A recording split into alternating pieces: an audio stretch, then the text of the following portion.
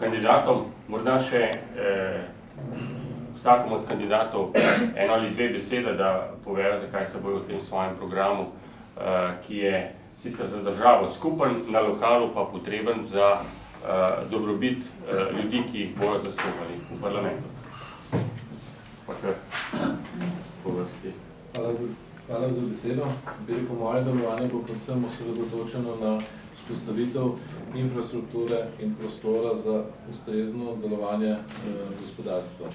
Gospodarstvo mora dobiti ustrezne pogoje za normalen razvoj, tudi infrastrukturni, poleg pravnega, finančnega. Na tem, bi rekel, dajem jaz največji poudarek vzpostavitev pogojev za normalno delovanje in stabilno delovanje gospodarstva.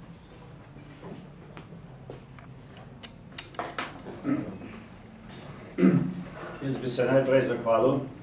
Drugi vodilni okrej je pester, od Đurđenberga do Škocjana, od Mirne Peči do Šenterneja, kjer je veliko dobrih kandidatov v naši stranki, vendar ste izbrali mene. Jaz sem ta izbor, to zavezo sprejel resno. Vem, da bo potrebno z dosedanjimi ali pa s sedanjimi nasprotniki po volitvah delovati kot tim, kot ekipa in jaz bom zagotovo tisti, ki bom voz vlekel naprej. Delanje konfliktov ni trajno v korist Slovenije. Prizadeval si bom pa še za nekaj, čeprav bomo mogli delovati kot ekipa, je Novo mesto središče gospodarsko uspešne regije in glas te regije se mora slišati tudi v Ljubljani, v naši stranki, v parlamentu in v vladi in mislim, da v preteklosti bi se dalo narediti več, zagotovo pa je obljuba, da v prihodnosti moramo narediti več. Tukaj na ta program smo napisali 4 lokalne teme. Ena tema je romska problematika, to ni gospodarska tema, pa vendar je za naše območje zelo pereča, vemo, da je treba rešiti in vsak dan bolj vidimo, da se problematika iz Ljubljane vidi drugače kot iz Novega mesta. In samo mi v Novem mestu je ne bomo uspeli rešiti, zato želimo, da se tukaj država vključi in da se država vključi tudi z našimi očmi in z našimi problemi.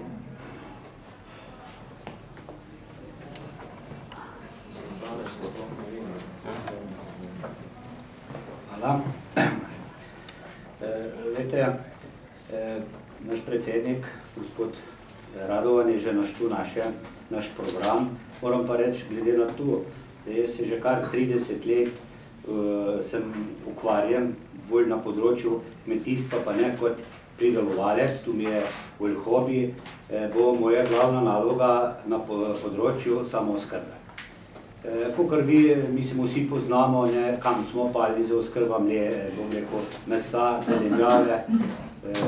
Če sem poudaril krompir, včasih smo imeli 133% samooskrba, zdaj smo pali v Sloveniji na 60%, pa še tega ne moremo prodati. In tu bo moje glavno področje.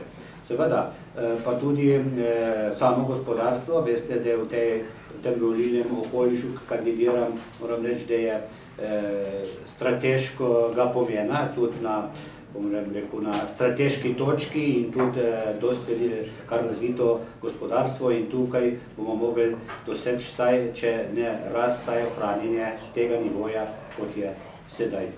Moram pa reči, da sem pa kot kandidat v tej ljudski stranki, moram pa reči, zelo zadovoljen z tega vidika, da naš predsednik Radovan Žerjav gre na volitve ali pa gremo, lahko rečem, s praznim košem tajkunizacije, preprodaje zemljišč, oaz davčnih, tako da mislim reči, da nekatere stranke pa verjetno tudi v koši tega nese. Hvala.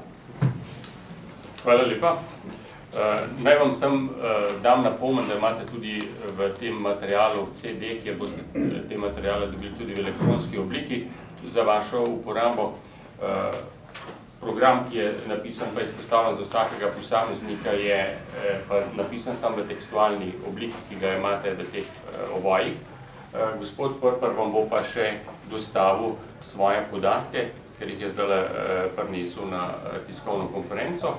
Za vaše morebitne vprašanja, če jih pa imate, je pa zdaj ta trenutek pa kar z vprašanji. vse.